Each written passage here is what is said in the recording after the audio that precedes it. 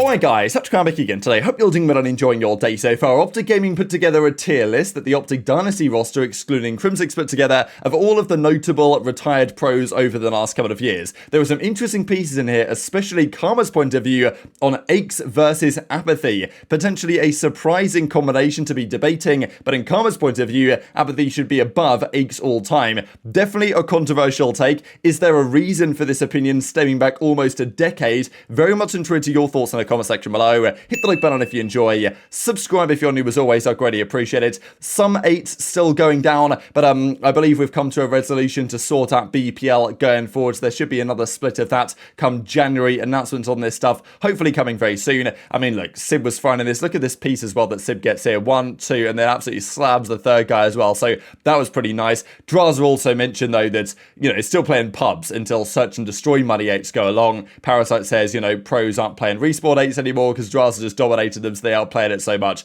And to be fair, over this period, Christmas, New Year's, people are back home, so maybe they're not going to play as many 8s. But Drazah's built different, you know, some other pros are built different, so they will keep on grinding it, but hopefully we'll have a resolution on that over the coming days. Wanted to give a quick update on this as well. So we saw this from Doug the other day, former analyst for the Los Angeles Guerrillas, putting together an impact rating stat. And I think that, especially, I mentioned a few things about it, and I guess as Doug mentions, it's the eye test versus what the numbers actually look like. We saw this, for example, from the Boston versus FaZe series, that it didn't seem right that Priestahh was just crushing Simp in impact rating, despite the fact that the KDs paint a different picture. So Doug went through this and kind of made some adjustments to his rating. He did an article about it explaining the changes that he's made, but I think it's cool to see some iterations on this, because, you know, we know that KD doesn't mean everything, but in certain game mode, such as Control, kills and deaths are pretty damn important. We know that getting kills is important to winning the round, and dying, you know, we've heard players like Vivid and stuff, like they throw away their lives maybe a lot, and it's not beneficial to playing Control. And it's certainly possible to win a map and still have had a terrible map, right? Like when Classic went 0 in 11 back in Ghost, was it Warhawk, Search and Destroy?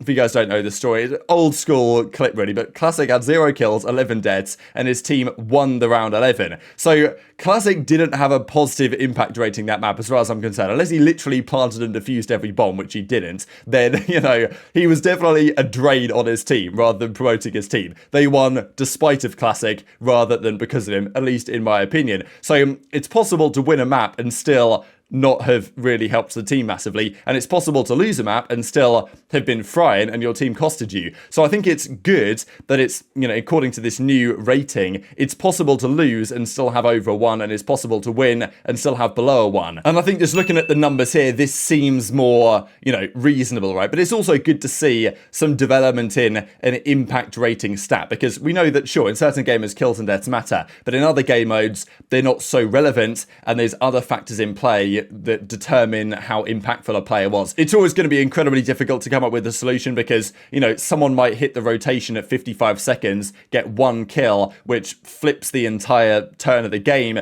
but, you know, how do you translate that in? It's the type of stuff that doesn't appear on the scoreboard, but as a community, and Doug will continue, I'm sure, to try his best. Now, OpTic Gaming might have another podcast in the works. I know people always say, oh, you know, so many podcasts in the scene, OpTic, all they do is podcasts and stuff, and I kind of get that opinion, to be fair, but, you know, if there's space for it, still as a competitive scene, it's still pretty young. I think there's a lot of room for different podcasts and opinions and type of shows and stuff like this. So apparently another one might be coming soon. I don't really know what this would be, whether it's going to be like a, I think there's been rumors that it might be like a food podcast or something with Methodz and Dashy, but you know, this got quite a bit of traction yesterday, and TJ had for sure an interesting reply to this one. Maybe they'll have some guest appearances on from, you know, Fat Bob himself. But they also did an episode, not exactly a podcast really, but this was a tier list video where they ranked retired pros. Now, we've seen OpTic do this before when they do tier lists, and there's always been some degree of drama that usually gets created here, and I know that they, you know, they expect it, they lead into it to a certain extent. It's like when they did the tier list of the current pros, and Dashy said that Clay was C tier, and then it kicked off the whole drama that we talked about even as recently as just the other day. So the OpTic Dynasty guys, excluding Crim, you know, because these are the 3 that are actually on OpTic right now, go through and rank their opinion on the former CDL players. Now, there was some, I think maybe Looney was missing, and there's always going to be notable players that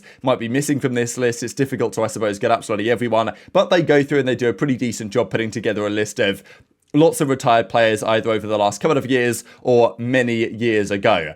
They give their opinion. Now, look, we know how these are going to go. They don't want to upset their friends, generally speaking. Scump was, as usual, putting people in the normal tiers. And like, if you're going to do a tier list, I think you've got to take it seriously. Like, let's not just do S, A, B, and then put Zinni in C just to take the piss out of Zinni, basically. Let's do S, A, B, C, D, F or whatever, and actually maybe do a better job in doing proper rankings. Because otherwise you're just sitting there saying, oh, he's A, he's S, and all this stuff. And you can tell, and I'll share a clip here where Formal is clearly not so happy with putting Parasite in the A tier, certainly not the S tier, but that is what it is. However, there was always going to be some little piece of spice in here, and it comes towards the beginning, really, when aBeZy goes into the S tier, which is probably justified, I would say. But Karma gives his thoughts on aBeZy and why he thinks he's clear of aBeZy.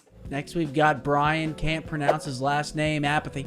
He's A tier, dude. Yeah, it's got to be A tier. That's what I'm thinking. Dude, I don't know. Donk's takeover was kind of crazy. His takeover was like best player in the game, but it was so rare. His takeover was like, he would just go so rogue and everything would work. Oh, yeah. And you just couldn't read it because he was going so rogue. Yeah, he's A tier. I'm down for A.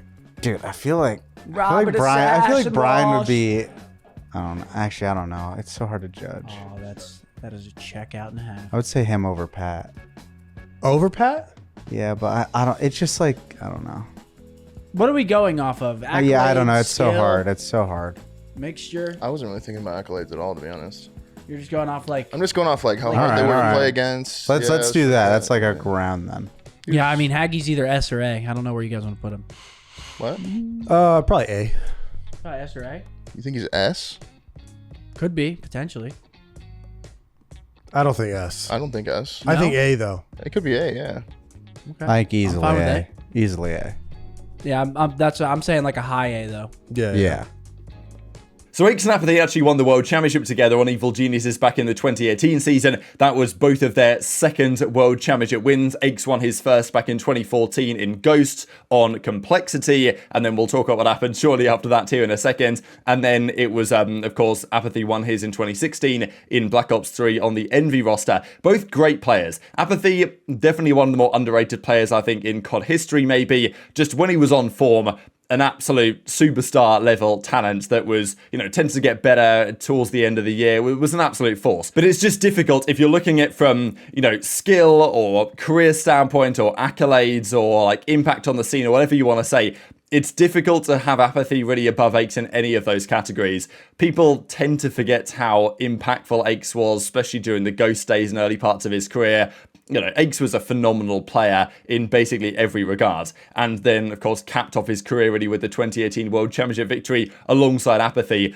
Okay, sure, they have the same number of champs rings, but in terms of overall event victories and the other factors, I think aBeZy is going to be clear. To me, aBeZy is, he's certainly in the top 10 players of all time. I have aBeZy at maybe number 6 or 7, something like that. And aBeZy's always been a player that's not been too far off the border of top 10, but probably now you're thinking, well, Simp and aBeZy, have they got ahead of aBeZy? Probably yes. So, look, that's just my opinion. People are entitled to their own opinion. But, Karma seemed to think, at least as far as he's concerned, that he wanted to put aBeZy above aBeZy, which is definitely one of the opinions of all time. We'll talk about the tier list in more detail in a second. Now, the reason why this might be, and you'll see this quite a lot in COD, is old grudges and old rivalries that still linger on to the present day. Now, if you guys aren't familiar with this, I'll just run down the story. Karma and aBeZy used to team together. They won that World Championship together back in 2014 on Complexity. Complexity then became Evil Geniuses,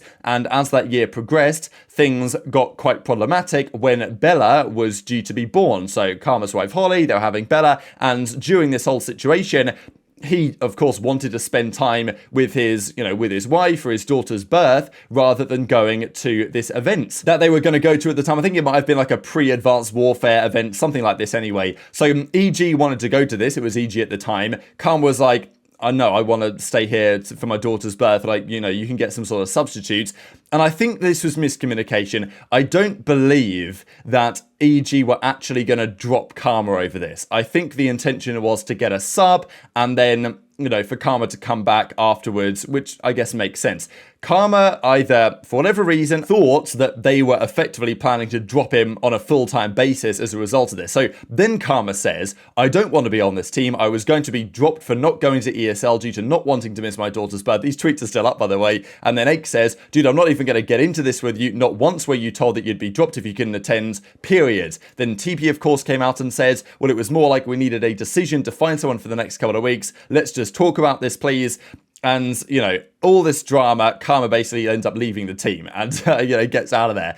I believe that Karma felt wronged by Aches over this, that, look, maybe they never intended to drop him, but maybe it was something that was thrown around. Karma got this opinion from somewhere, and I believe this is still why, even to the present day, there is some animosity there between Karma and Aches, and you can totally understand it, and we know how things used to be back then, right? These players, you know, a couple of things that happened between them, all of a sudden, lifelong enemies. So I think this might be, even stemming from, you know, August 27th, 2014, the reason why Karma is, you know, not as high on Aches maybe as others are. Now, they didn't order this tier list, I believe, so I'm pretty sure, okay, it's ordered, obviously, it's a tier list, but, you know what I mean? Within the tiers, I believe they just chucked them there. So, you know, you can obviously, I don't really know what the point is of this tier list. This is what they come up with anyway. So in the S tier, they've got Aches, Crim, Formal, JCap, Karma, Octane, Scump, and TP. I mean, look, first of all, if you're going to do S tier, I think the S tier should be pretty limited. You know, the S tier should just be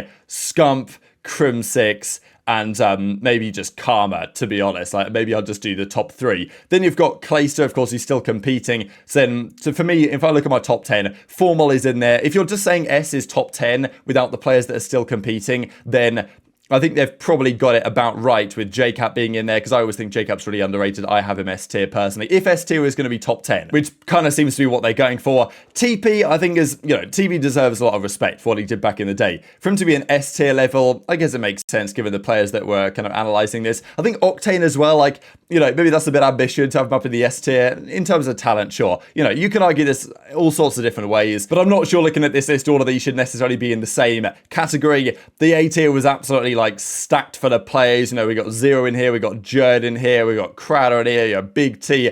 You know, to be honest, it's an absolute mess, isn't it, really? And I know there was talk about, oh, well, how's Nature here, but Zuma's here, and, you know, look, they were in the same tier. I don't think there was too much to it.